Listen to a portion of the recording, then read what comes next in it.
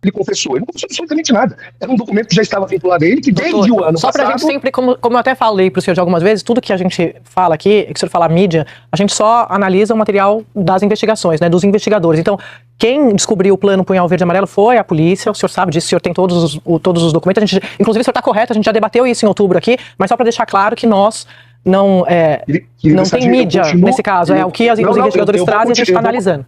Mas eu vou continuar dizendo respeitosamente a mídia, não estou atacando a mídia. Não, tudo bem, eu também estou aqui só fazendo contraponto. Se o senhor pudesse só responder, porque eu queria entender se ele em algum momento ele se arrepende de ter pensado isso, que ele admite... Mas para eu responder isso, querida Sadia, você precisa me permitir contextualizar. Porque, veja, eu não estou mais com dados da Polícia Federal. Eu trabalho com a denúncia. A Polícia Federal falou, deixou de falar, para mim não interessa mais. Ele vai se defender do que está na denúncia. Não é do que a Polícia Federal falou no relatório. A questão é, ele já disse que se arrependeu de escrever esse pensamento. Agora, vocês estão qualificando esse documento como um plano, quando ele não era um plano. Para ser um plano, ele precisava ter sido discutido com pessoas, ele precisava ter metodologia, ele precisava ser compartilhado. Então, segundo o senhor, eram só pensamentos, né, dele? Mas isso foi o que nós dissemos em outubro do ano passado. Era um compilado mas que previa matar Lula e Alckmin. Não previa matar. Aonde é que está escrito vamos matar? Mas eu quero que o senhor... Tá lá, neutralizar. Tá lá, neutralizar. Tá lá escrito. Valdo, é só você dizer para mim aonde que... Merval, desculpe. É só você dizer para mim onde está escrito assim, senhores. Está escrito no documento, o senhor sabe que está escrito. Mas aí, querido... A gente pode ler, eu vou pegar aqui para o senhor que a gente leu. Vamos ler. Neutralizar não é o que... Alexandre de Moraes. Mas o que era, então? Mas o que era neutralizar Lula e Alckmin? Querido Sadi, era o que nós temos em outubro do ano passado. É só rever a matéria. Doutor Marcos, a gente vai botar aqui, então vamos ler aqui. A gente tem, porque a gente preparou tudo aqui. Eu vou chegar perto, porque eu não enxergo de pé. Não tem problema, eu leio pro senhor. Aí, se o senhor tiver alguma dúvida, me pergunta que eu ajudo o senhor. Considerando a vulnerabilidade do seu atual estado de saúde... Deixa eu ler aqui, doutor. Deixa eu ler aqui pro nosso assinante, peraí. Jeca, considerando a vulnerabilidade do seu atual estado de saúde e sua frequência a hospitais, envenenamento ou uso de química remédio que lhe cause um colapso orgânico. A sua neutralização abalaria toda a chapa vencedora, colocando-a, dependendo da interpretação da lei eleitoral ou da manobra conduzida pelos três poderes, sob a tutela principal do PSDB. O Joca, considerando a inviabilidade do 01 eleito por questão de saúde, a sua neutralização extinguiria a chapa vencedora. Como reflexo da ação, não se espera grande comoção nacional. E o Juca, como eminência parda do 01 e das lideranças do futuro governo, a sua neutralização desarticularia os planos da esquerda mais radical, como reflexo da ação, não se espera grande comoção nacional. Coloquei aqui só porque o senhor falou que não, onde estava isso no documento, para ser justa com o assinante. Mas o que ele justifica? Tem que saber o que é o plano. Não, mas o que é neutralização, então? Vocês estão dizendo, vocês têm que dizer para mim, vocês estão dizendo que é um plano. O que é um plano, então? O que é colapso nervoso orgânico, então? E envenenamento? Mas não tem, eu quero que você me diga o plano. Plano de matar alguém. Doutor Marcos, o que eram esses pensamentos, então? O que eram esses? Mas já disse que era pensamento. Por exemplo, me mostra no documento onde está Alexandre de Moraes. Doutor Marcos. Mas só é o Otávio Guedes. Querido Guedes, mas antes era preciso mostrar no documento onde está Alexandre de Moraes. Tá, vamos lá. Vou fazer uma pausa bem rápido, só para deixar um comentário. Vocês perceberam como é a Globo, o jeito que a forma que ela age, ela não deixa quando a pessoa ela tem um pensamento diferente ou não fala o que eles querem ouvir, como eles tratam. Eles estavam com agressividade, eles não deixam a pessoa terminar o raciocínio, eles atacam de uma forma assim, incensável. Eles, se não pensou ou não falam a narrativa que eles buscam que essa pessoa fale, eles saem do controle.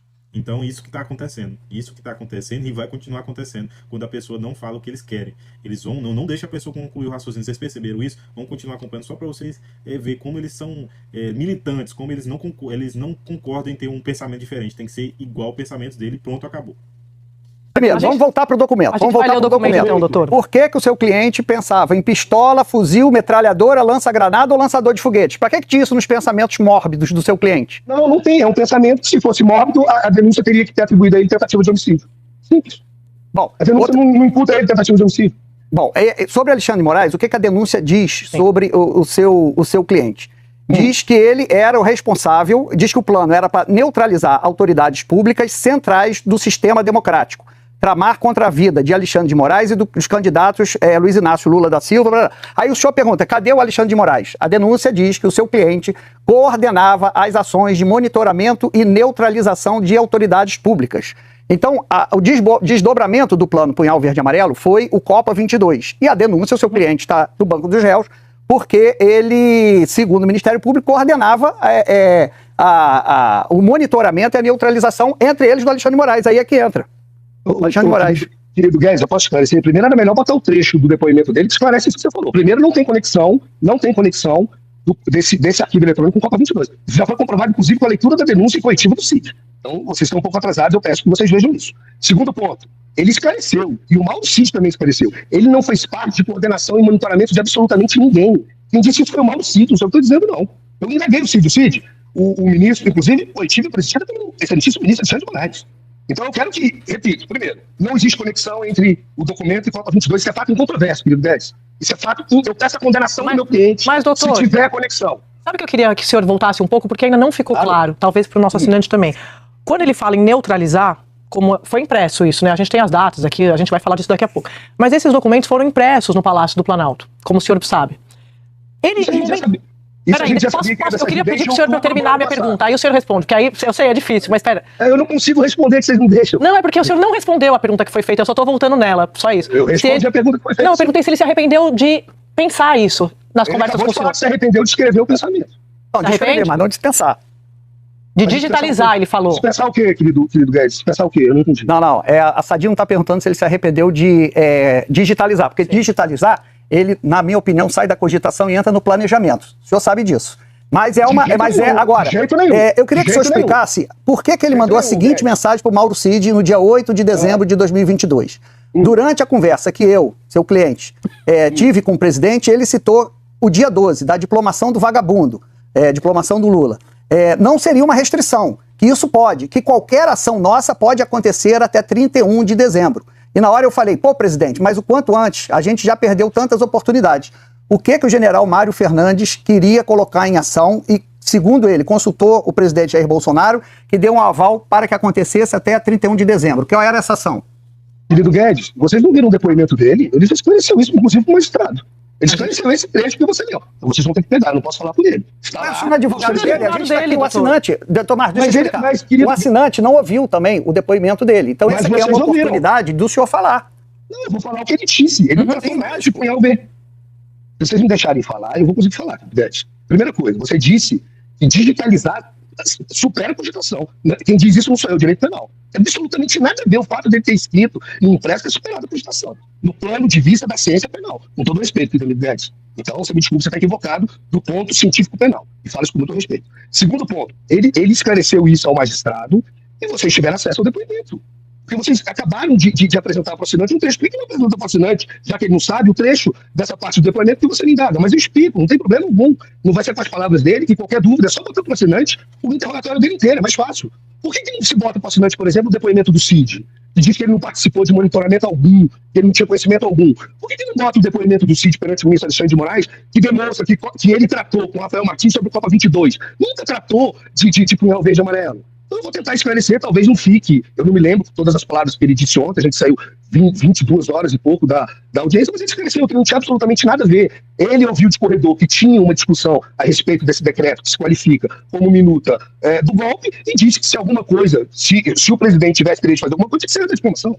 Agora vocês estão querendo conectar o punhal verde e amarelo a essa fala, quando o Cid diz, eu desconheço o punhal verde e amarelo. Aí o senhor citou o punhal verde e amarelo, só para voltar aqui, porque ele imprime em 2 ocasiões, né? Perfeito. Nas 2, uma cópia só. O senhor me corrija se eu estiver errada, por favor. Claro. A primeira, no 9 de novembro, às 17h09, no Palácio do Planalto. No mesmo dia, às 17h48, ele vai ao Palácio da Alvorada. E depois, no 6 de dezembro, às 18h09. E nesse horário, a PF diz que o Bolsonaro estava no Palácio do Planalto. Um dos raros momentos que o ex-presidente foi ao Palácio depois da derrota. Aí eu pergunto para o senhor, se foram pensamentos, por que ele imprimiu 2? Ele ficou pensando isso quase um mês. O que ele explicou disso? O que você precisa saber dessa dia é que o fato de imprimir não retira que era um pensamento. É isso. Mas um mês, aí ficou elaborando esse pensamento. Mas aí você tá querendo, aí você precisa me perguntar, mas um mês, beleza, ele imprimiu no mês seguinte, qual o problema? Ele imprimir e ter rasgado. O problema é se ele tivesse compartilhado com alguém, definido estratégia. É que ele fez modificações no plano, né? Que o Ministério Público diz que isso aconteceu. Mas é o que o Ministério Público diz, que ele compartilhou com o presidente pela coincidência de horários de impressão, telefones celulares que estão lá no Palácio. Essa é a acusação do Ministério Público.